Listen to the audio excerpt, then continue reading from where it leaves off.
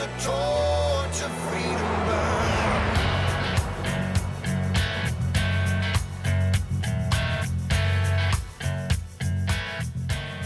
Welcome to the intersection of faith and the culture. It's WallBuilders Live. We're talking about today's hottest topics on the policy, faith, and the culture from a biblical, historical, and constitutional perspective. And today that is absolutely the case. The hot topic is the 1619 Project. Is America an evil nation? Is our history horrible? Or put into the context of world history, where we find there's actually a lot of good. We're going to tell you the good, the bad, and the ugly. Today, Tim Barton is speaking from the ProFamily Legislators Conference. This is actually the conclusion of the presentation. So if you missed yesterday or the day before, they're available at our website right now at wallbuilderslive.com. Let's pick up where we left off yesterday. Here's Tim Barton at the ProFamily Legislators Conference.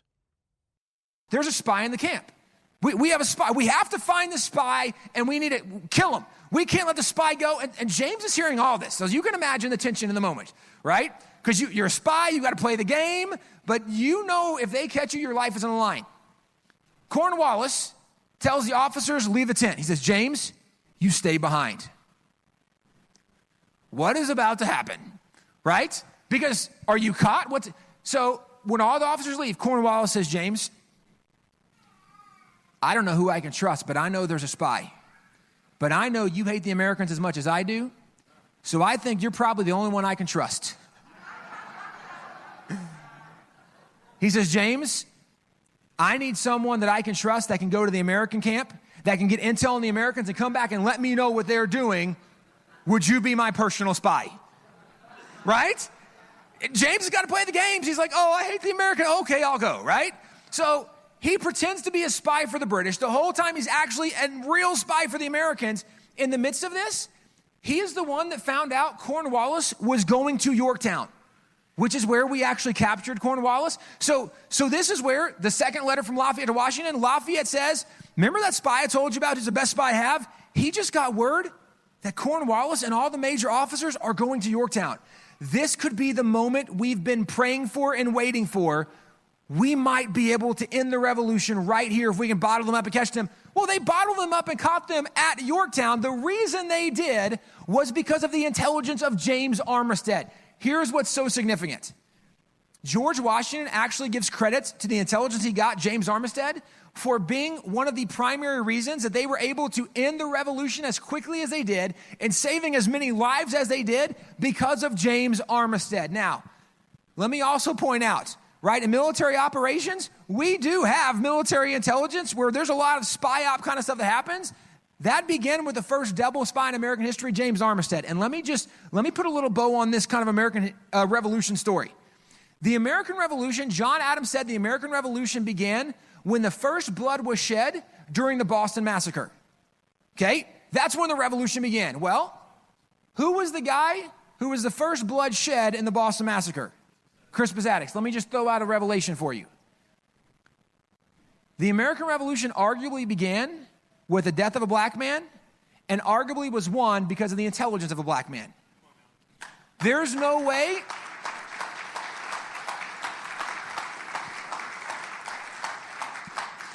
There's no way you can even tell the story of America correctly without including the black patriots that helped America be possible, right? This is huge. Now, why don't we know that today, right? Enter Woodrow Wilson. Here's the bottom line. He came out with a new history series, 1902. It led from him going from professor to being the president of Princeton, and then he became the president of the United States. His history books became the basis of all of the progressive education for history in public schools in America. So it was based on Woodrow Wilson's take of history. Woodrow Wilson was an extreme racist, if you don't know. He hated black people. Actually, under Woodrow Wilson, the first film ever shown in the White House was Birth of a Nation, which was a recruiting film for the KKK. Under Woodrow Wilson, his own administration marched with the KKK in the streets of D.C. Okay? Like, this dude is really, really, really bad. Well, in his history book, it was the first considered comprehensive history book, like from Columbus up to present day. In his history book, he decides that the only people worthy of attention are the white people. And so he removed every black hero in American history. Even in the Civil War, he doesn't even mention Frederick Douglass. Okay, which is kind of weird to think about. There's no Mass 54th, there's no Frederick Douglass, there's no abolition movement. Like, the whole thing he glosses over, except there is one time he shows one picture of black people. This is the picture he shows, and it's not the most honest or flattering picture. Okay, you can draw your own conclusions, but the conclusion I would draw is it reminds me, this is just me, reminds me of like that Neanderthal thought, like from goo to you, the stage of evolution. This reminds me of like one of the stages of evolution. Well, where would he get an idea like that? Let me point out, at that time, the academically and scientifically embraced position of racism was that the white man is more evolved than the black man. The scientifically embraced position. In fact, if you remember Origin of Species, by means of natural selection, actually, look what it says underneath it. Preservation of favored races and the struggle for life. Darwin believed in favored races. He had a following subsequent book called The Descent of Man, where he says multiple times, the darker your skin is, the less evolved you are. That was the position of many academics and many scientists at the time, which is maybe just one more example of reasons we shouldn't always trust the academics or Dr. Fauci, the scientists, right? Don't always trust what those guys say. All right, friends, quick break. Tim Barton is speaking at the ProFamily Legislators Conference. We'll be right back and pick up right where we left off.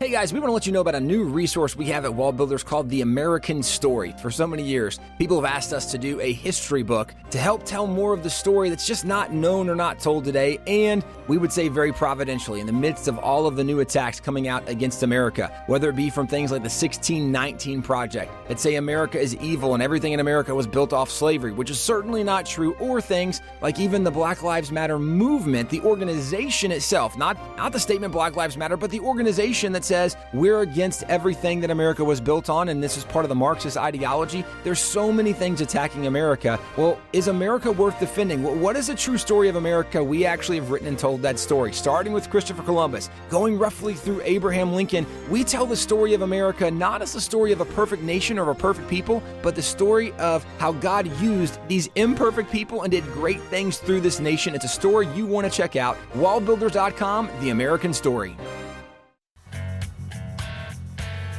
We're back here on WallBuilders Live. Let's jump right back into Tim Barton speaking at the ProFamily Legislators Conference with a response to the 1619 Project. This notion that there's favored races, so where is Woodrow Wilson getting his ideas that maybe the black man is not fully equal to the white man? This is exactly what Darwin argued in many of what, and by the way, in an era when we're saying anybody that was racist has to be torn down and gone, how is Darwin still in our schools? Right? If we're going to talk about it, this dude was an absolute racist guy, but this was the influence of Woodrow Wilson. And this is where, again, let me remind you of, in George Orwell, 1984, his quote was, who controls the past controls the future, who controls the present controls the past. And this is the big deal. Whoever is in charge right now of the education system controls what everybody learns about our past. And what you think about our past will determine what you think we should do in the future. And this is the battle we are seeing right now. And so I want to give you a kind of a basic walk away thought, because the modern view of racism is generally that it's white people oppressing black people. That's the modern view. Okay? This is why we have this notion that if you're white, you have this privilege. And by the way, let me tell you, the biggest privilege you will ever have in America is growing up in a home with a mother and father. Statistically true. Okay? Statistically true. That's not a racist statement. Statistically true. In fact, according to the Brookings Institute, if you want to be economically successful in life, the three things you need to do: graduate high school, get a job, and don't have kids before marriage. Regardless of the color of your skin or ethnicity. If you will do those three things, 99% of people that do those things get out of poverty in their life. So the privilege that generally we refer to in America is not inherently a white privilege, because I've traveled all over the nation, and I've seen a lot of trailer parks, and they weren't black, right? This is not a fundamentally just white, black, or white privilege thing, but not to digress, let me move on, okay? One of the problems is the relationship between black and whites today has much to do with the historical view of slavery. Our historical perspective has been largely skewed from some of what is true. So I just want to give you, as we finished, I'm going to give you 8 things that you need to know about history with slavery and racism. 8 important facts, and then one thought as we wrap this up. So number one thing you need to know is that slavery was barbaric and inhumane. Now, largely we're referring to chattel slavery, right? When you are taking people, kidnapping, capturing, selling them for your end and your purposes, right? For what's going on. There was so much inhumanity. There was so much brutality. There was so much torture. So many bad things happened. So understand, big picture, slavery is not something we are defending, okay? Slavery is a bad thing, but also let me point out, most of the slavery that we talk about today, it's linked with racism, right? Because, well, that's just racist. Okay, well, let's talk about that for a second. Because I would argue racism is a sin, okay? But knowing that racism is a sin, who does sin impact? Just the white people or like everybody? This is what we've lost. See, the notion is that because of the sin, it impacts every single people group, right? Imagine, how racist is it to be like, you know what? Only people from Ireland deal with pride. Well, that's dumb and inaccurate, right? Well, only women gossip. Let me tell you, like, anytime you start saying these stupid things, you're just making yourself stupid. But that's what happens. People are saying stupid things, and we're embracing and believing things that actually are very stupid, okay? The notion of the Hutu and the Tutsis, not that long ago, they took machetes, and in the course of just days, butchered hundreds of thousands of people. Why? Because they don't look like we look. Racism is not just a white issue. This is a human nature sin problem. Because it's sinful, it affects everybody. And that's why slavery still exists in the world today. There's all kinds of forms of slavery. It's estimated there's more than 40 million people that are enslaved in the world today. There's more people in slavery today than at the height of the North Atlantic slave trade. Okay? So slavery is bad. It was bad back then. It is bad now. This is something we still should be active in opposing. And I think some of this, right, is maybe intuitive for us, but let me give you another thought. Okay, number two thing you need to know is that America was not a world leader in the global slave trade. I think my dad mentioned this on Thursday night.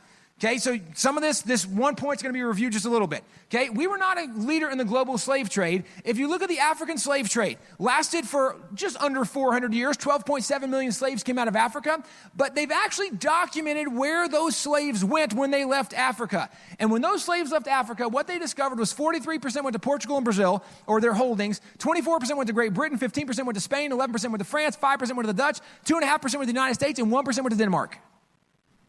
Okay, so Senator Tim Kaine, America did not create slavery. In fact, we participated in something that was very evil, but we weren't even the leader of that evil, right? With 2.5%, okay, I'm not defending America's position here because I think this was a very bad thing for us to do. It was sinful, evil, and wicked what happened, and for a lot of the context, okay? Now, there's a lot more context, but if we're going to say America is the great evil, which is what the 1619 Project largely argues, is that America was the number one perpetuator of slavery. That's just not historically accurate at all.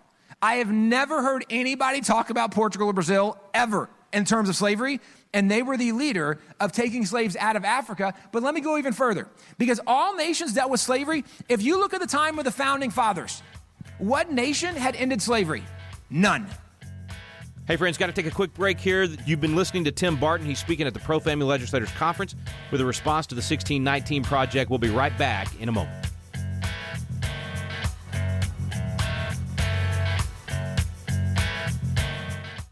Hi friends, this is Tim Barton of WallBuilders. This is a time when most Americans don't know much about American history or even heroes of the faith, and I know oftentimes for parents, we're trying to find good content for our kids to read, and if you remember back to the Bible, to the book of Hebrews, it has the Faith Hall of Fame, where they outlined the leaders of faith that had gone before them. Well, this is something that as Americans, we really want to go back and outline some of these heroes, not just of American history, but heroes of Christianity and our faith as well. I want to let you know about some biographical sketches we have available on our website. One is called the Courageous Leaders Collection. In this collection, it includes people like Abigail Adams, Abraham Lincoln, Francis Scott Key, George Washington Carver, Susanna Wesley, even the Wright brothers. And there's a second collection called Heroes of History. In this collection, you'll read about people like Benjamin Franklin or Christopher Columbus, Daniel Boone, George Washington, Harriet Tubman. Friends, the list goes on and on. This is a great collection for your young person to have and read, and it's a providential view of American and Christian history. This is available at WallBuilders.com. That's www.wallbuilders.com. We're back here on WallBuilders Live. Let's dive right back into Tim Barton speaking from the ProFamily Legislators Conference on a response to the 1619 Project. Every nation had slavery in their nation at that time, and America, right, was participating in something everybody else was doing. But let me also give context, because America then became the first nation in the history of the world to ban the slave trade. March 2nd, 1807, Thomas Jefferson signed that law. America became the fourth nation to ban slavery. There was 128 nations in the world at that time. America was the fourth nation in 1865 to ban slavery, and it goes even further. Because if you look today, the argument is America's really bad because we didn't end slavery until 1865. You understand that today, obviously, not only does slavery still exist, there are still 94 nations in the world today that have not even passed laws criminalizing slavery. That's the only reason slavery still exists, is because in many nations, actually in Africa, there's 9.2 million slaves today in Africa. Like, this stuff still happens in the world. And again, I'm not saying America didn't do bad, because we did, but let's have context.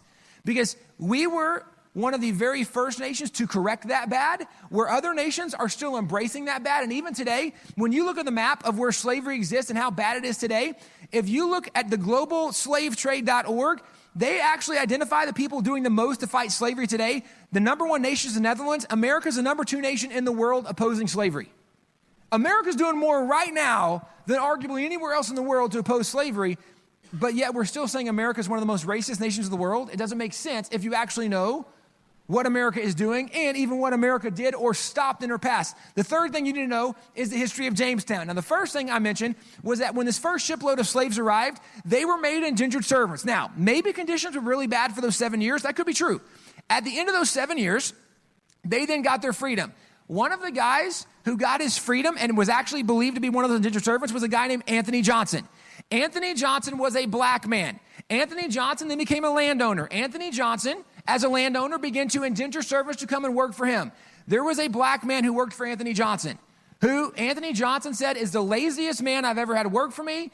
And he went to court and said, I know he worked for me for 7 years, but I did not get my money's worth out of him for 7 years. It would take the rest of this man's life for me to get what I need from this man. And the court agreed and said, you can have him for life. This was the first court decision in our nation that said one man could own another man for life. And it was a black man owning another black man. That is where chattel slavery first became legalized in America. And if you even go forward, in the 1830s, okay, a guy named Carter Woodson, known as the father of Black History or Black History Month, he went back to the 1830 census, and from the 1830 census, he identified that not only did free blacks in America own slaves, but that 43% of the free blacks in South Carolina owned slaves, 40% of the free blacks in Louisiana owned slaves, 26% of the free blacks in Mississippi owned slaves, 25% in Alabama, 20% in Georgia. This is from the 1830 census. Now, again, I'm just giving context, but the context that we should get is that slavery was a human condition. It was not simply a white Anglo condition, right? This was an evil that, because it's a sinful thing, it infects lots of people. And not only was it a black and white thing in America, if you look at native tribes, okay, one of the things that you can see, even going back and looking at early pictures, if you look at those pictures, there might be some things in the picture that doesn't seem like it fits with a native picture. Because if you go to the census of 1860, one of the things that was discovered is that Native Americans, 1 out of every 8 individuals that were part of the major tribes in the 1860s, was a black slave to that native tribe. In fact, by percentage, Native Americans had a higher percentage of black slaves than anybody else. So this is, again, this is not just a context of a white or a black. This is a people. It's all of humanity, but this isn't even necessarily that weird or bizarre for people groups, because for the history of the world, people have been enslaving other people. Natives have been enslaving each other since they were ever on American soil, right? This notion that all natives were just peaceful, wonderful people and they just paint with the colors of the wind. Like, Disney misportrayed that a bit. Okay, because they were conquering, warring people, and Native American slavery even lasted longer than African American slavery because they were their own nations and they could do that. Number 6, real quick, and we're almost done. Number 6 is white slavery in America. Most people don't realize this. Now, it was a small percentage, that's true, but white people were enslaved in America, and there are pictures of people when slavery was ended, and you notice at the top, it says emancipated slaves, right up here. Those are slaves that were emancipated under Lincoln's Emancipation Proclamation. There were white slaves in America too, because again, slavery was a human condition, not just a white on black condition. And some of the biggest perpetuators and really leaders in this were some of the Muslim slave traders from North Africa. They're the ones promoting and doing. And even in the midst of this, as America is fighting to end slavery, the Muslims were not fighting to end slavery. During the time of kind of the founding of America, what is true is that the Muslims were really targeting anybody who was not Muslim, but one of their primary targets were Christians. And during the time of early America, the Muslims took 1.25 million white people into Africa, which is more than any of the black slaves that came out of Africa to America. Okay, but this was from Muslim slave traders in North Africa. And the last thing I'll point out that's important for context is that we often hear how racist the South was and Southern whites and slavery. It is worth noting 92% of American households at the time of the Civil War did not own slaves. The vast majority of Americans never had slaves. So one of the arguments today is that all white people are bad because all their ancestors had slaves. That's not even historically possible. And how do you know, by the way, that I wasn't related to William Wilberforce? Right? Like, maybe my people were the good people. How do we know that? This is what's so silly is we make baseless accusations, and when people don't know the truth about history, these things get much more substance and really credibility than they should. But slavery is without a primary color. Racism affects all people, and those are 8 important things you need to know. Our friends, last break of the day. Stay with us. We'll be right back on WallBuilders Live.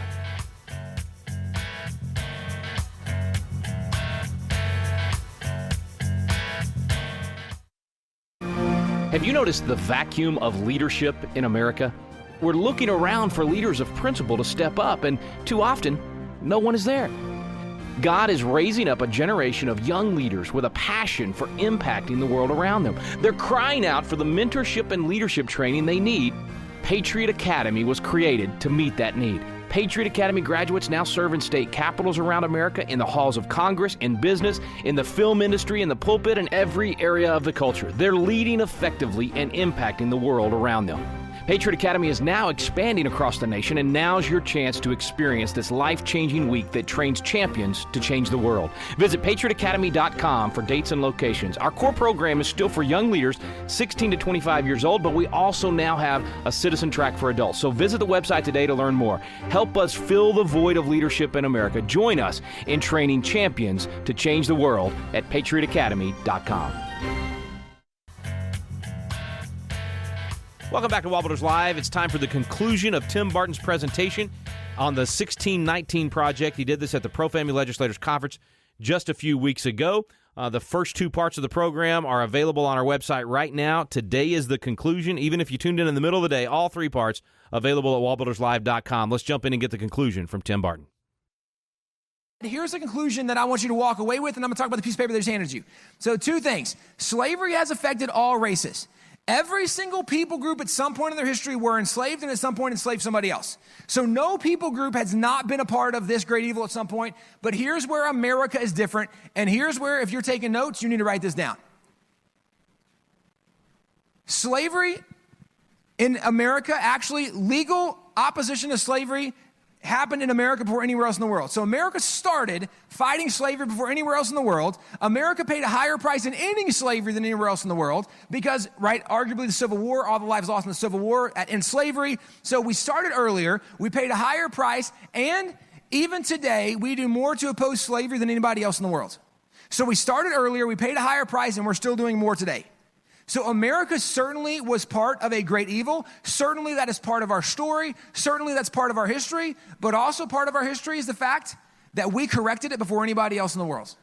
And we're still doing more today to stop this evil than anybody else in the world. On top of the fact, I will also point out that America never would have become America was it not for the impact and influence of some of the black patriots in America. And we still have hundreds of historic black heroes that are not being taught today. And that is where this paper comes into effect.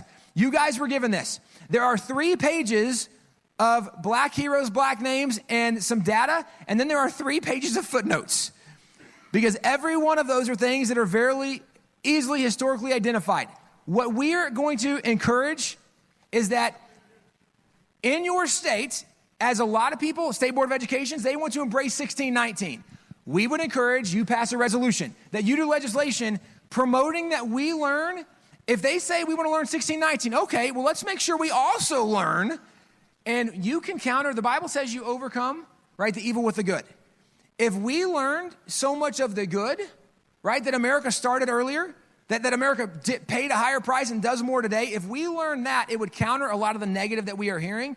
And so if we can't stop 1619 altogether, which would be the best thing to do, you need to pass resolutions or work on legislation or maybe curriculum standards, right? Your standards for your states, educational standards on those resolutions that are handed out. Those are things for you to be able to utilize in your state, because the 1619 is only making so much ground because nobody knows the truth. That's the only reason. Jesus said you would know the truth and the truth would set you free. If more Americans knew this truth, we would be freed from the lies of not only what these professors are telling us, but also that's encouraging a lot of the spiritual destruction in America.